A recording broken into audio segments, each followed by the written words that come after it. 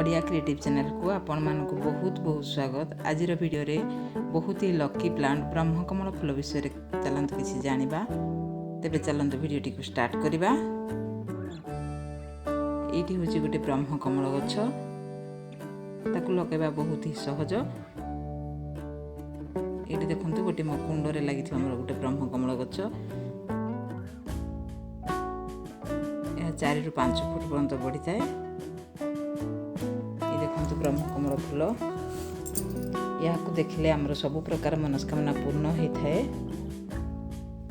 यह राति रे फुटुबार को नाइट ऑफ द क्वीन मध्य कहा जाए। यह उत्तराखंड स्टेट फ्लावर अटे।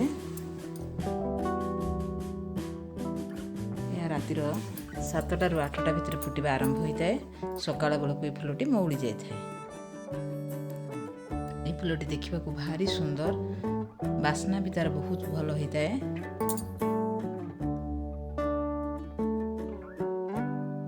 ये देखंतु कार्तिक मासर पूर्णमी दिन ये फूलटी मो गार्डन रे फुटी।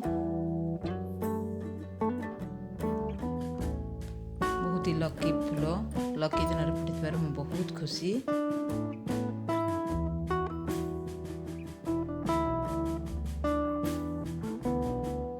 साधारणतः जून मासर फुटवा आरंभ होता है।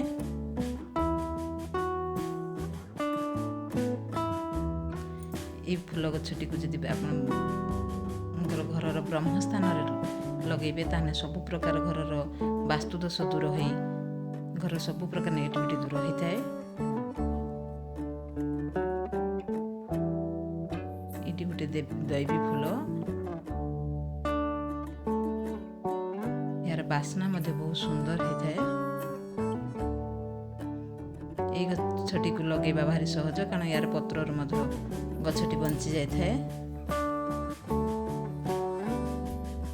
देखो तो फूलटी केते सुंदर देखा जाउछि।